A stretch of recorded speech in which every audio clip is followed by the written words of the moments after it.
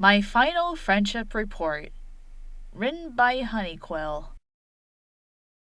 Dear Princess Celestia, it's been a long time since I've written you a letter, hasn't it? Living together with you at the castle means I never really needed to write to you. And besides, becoming a princess was seen by many as a graduation from my friendship studies, so I had nothing more to tell you. But please, don't think that the lack of friendship reports for the past years means I learned nothing. I learned more than I ever thought I would. So here it is, Princess. My final friendship report. When you first sent me to Ponyville, well, quite honestly, I thought you were being ridiculous. At the time, I never had said it, but that's what I thought. I couldn't understand it. My whole life had been plenty fulfilled before I had friends. My studies in magic and the small amount of companionship I received from the likes of Shining Armor, Cadence, and of course Spike had kept me happy, and I didn't need any more friends. In fact, I fully intend to check the preparations and then leave. Of course, now that I know you needed me to meet every pony in turn and grow a bond with them. You are right. I needed them. Not just for the practical reasons, like combining to harness the elements, but for me. I could have led my normal, mortal life as a star magic student of the Sun Princess. But thanks to them, I'm still alive over 1,000 years after that day. 1,000 years? Huh? Feels like days. Immortality makes time feel like nothing. I still remember them all being young and vibrant, rather than old and decrepit as they were towards the end. Does immortality also mean I can't forget? I remember their goodbyes far too well.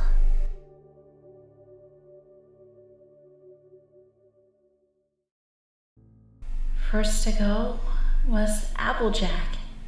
Severe injuries had stopped her from bucking, and that pretty much broke her. A passionate workhorse like her couldn't survive just doing nothing. We were all sad when that happened, but even that taught me something. Her element outlived her. Even as we gathered around to say farewell, she was brutally honest, telling us that she didn't know what was beyond her life, and she didn't know if she'd ever see us again.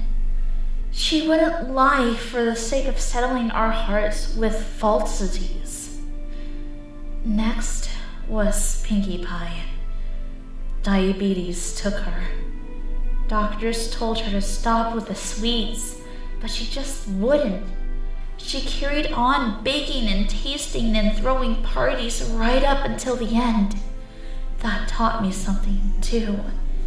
We didn't have much chance to say goodbye to Pinkie. But even as the ambulance took her away, she was grinning from ear to ear.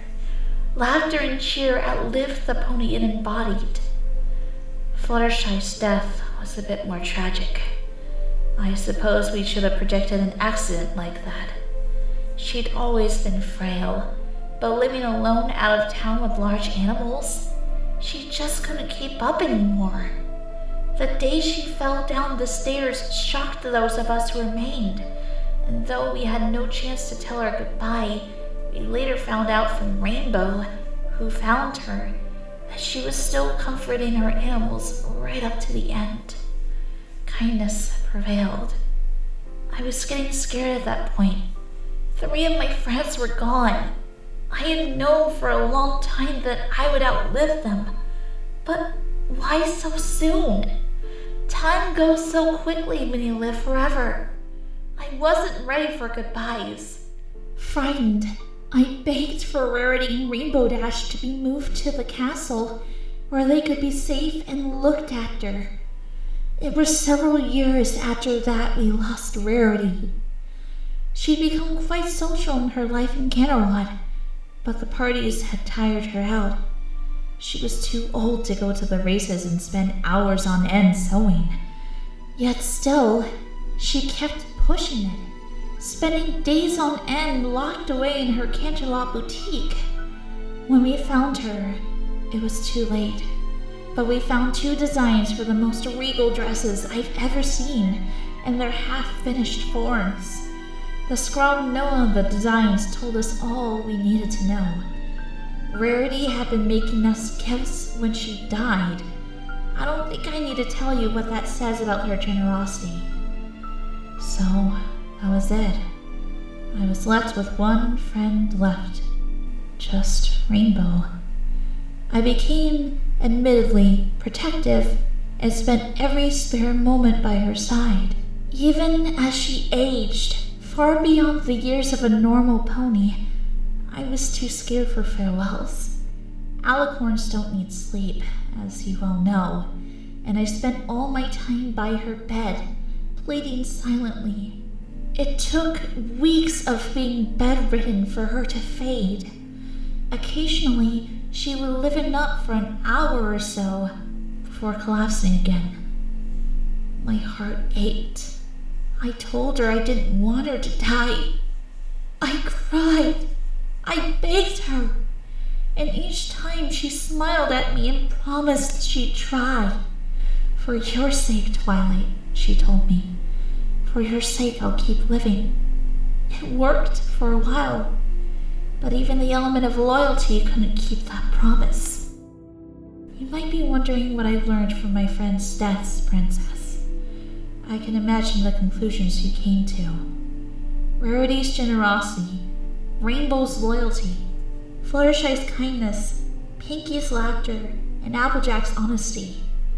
They all outlived them. I figured you'd read this and thought the same.